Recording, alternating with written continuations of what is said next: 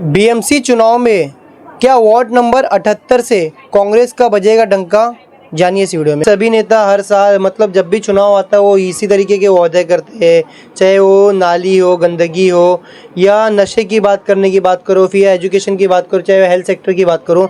तमाम नेता लाख दावे करते हैं। लोग आपके ऊपर भरोसा कैसे करें? आपने ऐसा क्या कुछ प्लान किया हुआ है? मुंबई टीवी, हर खबर सच के साथ।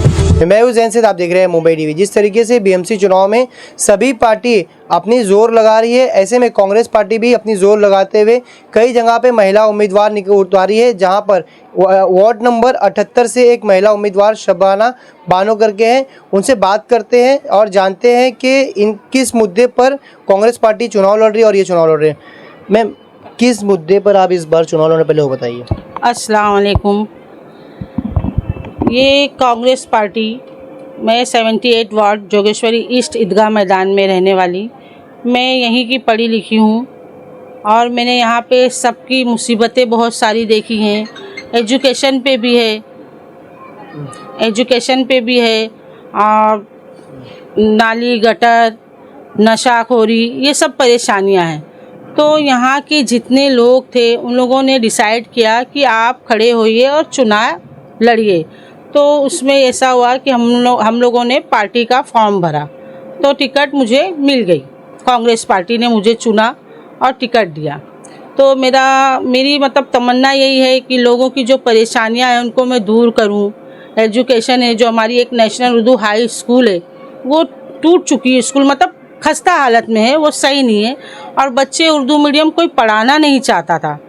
उसको हम सेमी इंग्लिश करने की पूरी कोशिश करेंगे कि सेमी इंग्लिश हो और साथ में जूनियर कॉलेज हो और उसका स्ट्रेंथ बढ़े, टीचर्स वापस से आए यहाँ पर और पढ़ा सके। और दूसरा मुद्दा है नशा यहाँ पे खुले आम होता है, कोई बोलने वाला नहीं है। उसके खिलाफ भी हम खड़े होंगे, बच्चों को समझाया जाएगा, उनको नौकरी के लिए जहाँ फॉर्म वगैरह भरा जाता है उनको नौकरी दिलवाई जाएगी। जो एक एजुकेशन, जो बच्चे बेरोज़गार बैठे हैं उनको नौकरी दिलाने की पूरी कोशिश की जाएगी।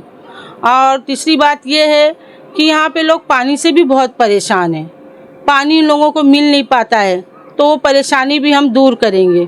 ये सब परेशानी को देखते हुए मैंने फ़ैसला किया, हम सब ने फ़ैसला ये किया कि मैं चुनाव इलेक्शन मतलब लड़ूँ। मगर किस तरीके से दूर करेंगे? क्योंकि सभी नेता हर साल मतलब जब भी चुनाव आता है वो इसी तरीके के वादे करते हैं, चाहे वो नाली हो, गंदगी हो, या नशे की बात करने की बात करो, फिर एजुकेशन की बात करो, चाहे हेल्थ सेक्टर की बात करो। तमाम नेता लाख दावे करते हैं। लोग आपके ऊपर भरोसा कैसे करें? आपने ऐसा क्या कुछ प्लान किया हुआ है? जैसे देखो, हम लोगों ने प्लान किया, जैसे अभी हमारे घर की गलियां, बस्ती है, ये सब हम लोग खुद अपने पैसे दे के साफ़ करवाते हैं। ये नगर सेवक यहाँ के जो उनके वर्कर वगैरह यहाँ पहुँच नहीं पाते हैं, क्योंकि उन लोग टाइम नहीं दे पाते हैं हम लोगों को। हम लोग शिकायतें भी करते हैं तो हम लोग की शिकायतें पहुँच नहीं पाती।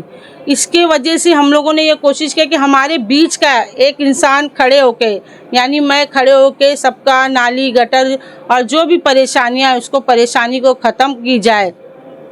ये पूरा आपने प्लानिंग करके रखे हुए? जी। एक चीज़ मुझे बताइएगा, यहाँ पर जिस तरीके से आप लोग के ऊपर एक ऐसा आरोप लगता है कि बिल्डर लॉबी के साथ आप लोगों का कनेक्शन है, या इसको जिस तरीके से एक बिल्डर को थोप दिया जाएगा, क्या ऐसा कुछ आप लोगों का प्लानिंग है, या ये आरोप को किस तरीके से? अभी देखो, अपोजिशन जो पार्टी होती है, जब उनको टिकट नहीं मिलता है और टिकट मुझे मिल गई है तो उनको तो इल्ज़ाम लगाना लाजमी है। इल्ज़ाम तो लोग लगाएंगे ही मुझे, लेकिन जनता के कहने पे मैं खड़ी हुई हूँ। मैं ऐसे ही नहीं खड़ी हुई हूँ, मैं जनता के कहने पे, मैं इससे पहले भी समाज सेवा का काम करती थी। और जो बिल्डर लॉबी की जो बात आती, बिल्डर हमारा साथ दे, वो तो जनता खुद बाखूबी जानती होगी ना। इन लोगों से, चंद लोगों के कहने से कुछ नहीं होता, क्योंकि उनके पास कुछ है नहीं बोलने के लिए। वो क्या बोलेंगे? यही इल्ज़ाम लगाएंगे ना बिल्डर लॉबी पे, और क्या बोल सकते? बिल्डर किसी को कुछ देता है जो मुझे दे जाएगा? यानी सारे आरोप बेबुनियाद हैं? बेशक बेबुनियाद है ये सब आरोप, क्योंकि उनको मालूम होगा ना बिल्डर क्या देता है। जब उनको दिया होगा तो ये मुझे इल्ज़ाम लग रहा है ना। उन्होंने पाया होगा वो बिल्डर से, इस टाइम उनको शायद नहीं मिला, उनको लगा मुझे मिला होगा, तो उन्होंने ये इल्ज़ाम लगाया। जब तक इंसान के ऊपर आप बीती नहीं होती है तब तक ये इल्ज़ाम दूसरे पे नहीं, मतलब दूसरे पे लगाना आसान होता है इंसान को। क्योंकि जब मैं चोरी करी रहूँगी तभी मुझे डर लगेगा ना कि सामने वाला भी चोरी किया होगा। तो यही सिस्टम है इन लोगों का। बिल्डर लॉबी एक बना के रखा है इन लोगों ने। क्या इन लोग डेवलपमेंट नहीं चाहते हैं? हाँ, लेकिन जो बिल्डर ने काम किया, लोगों का भाड़ा नहीं दिया, हम लोगों ने लोगों का भाड़ा भी दिलाया। हमारी भी कोशिश पूरी, हमारी भी तमन्ना यही है कि यहाँ पे भी डेवलपमेंट होए।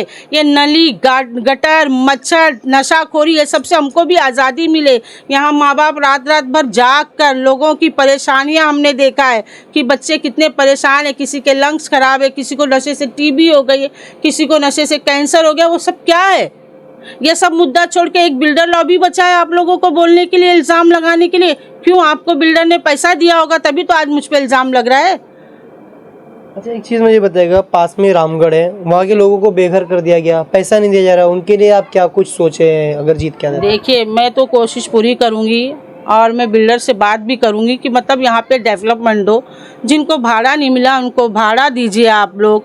ऐसा मत करो, घर से बेघर 1250 लोग हुए हैं, उनको आप टाइम पे भाड़ा दो और डेवलपमेंट आप करो। आप क्या करेंगे उनके लिए? ये तो बिल्डर से आप अपील करें, आप क्या करेंगे अगर ऐसा नहीं होता है, बिल्डर नहीं करता है आपकी आते तो आप क्या करोगे? कुछ तो ऐसा आइडिया होगा दिमाग में कुछ ऐसा? नहीं, मैं पूरी कोशिश करूँगी बिल्डर से दिलाने की, और हमने दिलाया भी है। बहुत से लोग जिसको हमने भाड़ा दिलाया है, उनसे बात किया, उनकी परेशानी दूर किया। अभी हमारा रामगढ़ में भी इंटरव्यू था, हम वहाँ पे भी देकर आए। लोग परेशान है गंदगी से। अच्छा, ये गंदगी सब बिल्डर आके करके तो नहीं गया होगा ना, समाज के लोगों ने किया होगा ना। जब देखा जगह खाली तो वहाँ पे कचरा फेंकना किसने शुरू किया? आप लोगों ने ही तो किया ना। आप ध्यान रखते तो इतनी गंदगी नहीं होती ना। आज लोग परेशान हैं हर चीज़ से, देखा जाए भाड़ा आप लोगों को नहीं मिल पा रहा, तो आप सब एकजुट होकर आप लोग फैसला करिए ना, बात करिए ना। बात करने से इंसान बनेगा ना, ऐसे तो नहीं कोई काम बनता है इंसान का। जब कोई लीडर होगा तो ग्रुप बनेगा तब बात होगी ना, सब अपना अपना कैसे बात करें? हम में से ही एक लीडर उठना पड़ेगा सबको। ये नहीं कि बात करने से सिर्फ खाली बात हो जाए फिर उठा ना जाए। हम में से ही हमको सबको उठना पड़ेगा। जैसे कि एक औरत ने कहा, जब मैंने उन लोगों से कहा कि आप लोगों को भाड़ा नहीं लेना चाहिए था, आप लोग को ट्रांजिशन कैंप जो होता है उसमें लेना चाहिए, वहाँ शिफ्टिंग लेना चाहिए था। आप लोग भाड़ा लेके नहीं हटना चाहिए था, तो शिफ्टिंग के बदले शिफ्टिंग मिल जाता, आप लोग तो आज बेघर नहीं होते। लेकिन लोगों से भी कुछ गलतियाँ या आप बोलेंगे भूल हो गई, उन लोग बात नहीं समझ पाए। फर्स्ट टाइम था डेवलपमेंट का, तो उन लोगों ने भाड़ा ले लेके अलग हो गए। आज उन लोग भी बहुत परेशान हैं, उनकी भी परेशानी देखे, इंशाल्लाह ये परेशानी दूर की जाएगी। रामगढ़ में कई लोगों को बेघर किया गया है, उन्हें पैसा नहीं मिल रहा है, इसके लिए आप क्या करेंगे? इसके लिए तो मैं सबसे जो घर घर जाके जो सोसाइटियाँ हैं उनसे मैं मीटिंग करूँगी, उनसे पूरी मालूमात हासिल करूँगी और बिल्डर से उनको घर के बदले घर दिलाने की पूरी मतलब कोशिश भी नहीं बोलेंगे, पूरे यकीन के साथ उनको घर दिलाया जाएगा। अगर उनके हक में कोई मारेगा हक तो इंशाल्लाह हम कोर्ट भी जाएंगे और कोर्ट से हम ये फैसला लेकर आएंगे और घर के घर बदले दिया जाएगा। ये मेरा आपसे वादा है। यहाँ के जो गरीब बच्चे हैं उनकी शिक्षा को किस तरीके से क्या कुछ करना? जी, यहाँ बहुत गरीब बस्ती है हमारी, झोपड़पट्टी इलाका है। यहाँ बहुत से गरीब बच्चे हैं जो स्कूलों की फ़ीस नहीं भर पाते और ट्यूशन की फ़ीस नहीं दे पाते। लेकिन यहाँ पे म्यूनसिपैलिटी ऑफिस मतलब म्यूनसिपैलिटी स्कूल जो है वो खुली हुई है, वहाँ बच्चे पढ़ तो लेते हैं लेकिन कोई कोर्स वगैरह नहीं कर पाते हैं। उनकी फ़ीस का इंतज़ाम, जो उनको 9th और 10th में ट्यूशन लगता है, उनके लिए जो क्लासेस हमको खोलना पड़ेगा, इंशाअल्लाह ताला हम फ्री में खोलेंगे। और जो बच्चे उनमें से जो स्कॉलर होंगे उनके लिए हम UPSC और MPSC वो ज़रूर उनका मतलब उनकी स्कॉलरशिप देखते हुए हम उनका उसमें साथ देंगे कि बच्चे आगे बढ़ सके और जो बच्चे हैं वो आगे बढ़ के अपना इम्तिहान पूरा करके कुछ बन सके। अच्छा, 5 ऐसे काम बताइए, अगर आप जीत के आते हो कितने टाइम में ये 5 काम करोगे? 5 ऐसे इस इलाके के ऐसे 5 काम बताइए।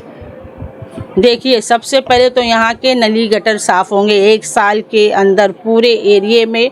मैं खुद गली गली जाके घर घर जाके लोगों की परेशानी सुनने की कोशिश करूँगी। मैं किसी को ज़रिया इसलिए नहीं बनाऊँगी कि हो सकता है वो बात मुझ तक ना पहुँचे।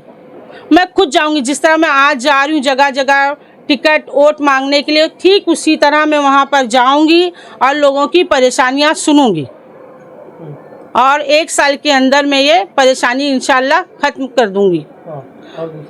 और दूसरा और ऐसा क्या काम है पानी का और इस तरीके का जो भी आपने और बताए थे, बिल्डर का रीडेवलपमेंट का, बाकी इस तरीके के काम भी तो है ना इस इलाके में?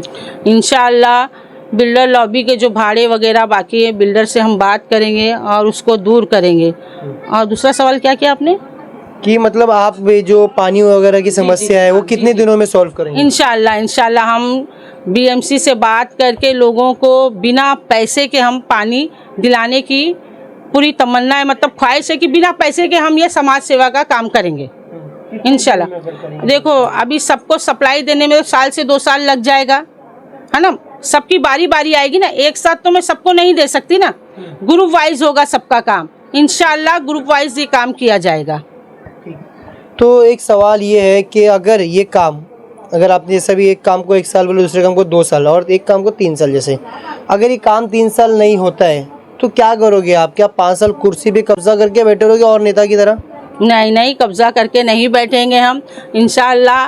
अगर नहीं हो सका तो मैं खुद इस्तीफ़ा दे दूंगी।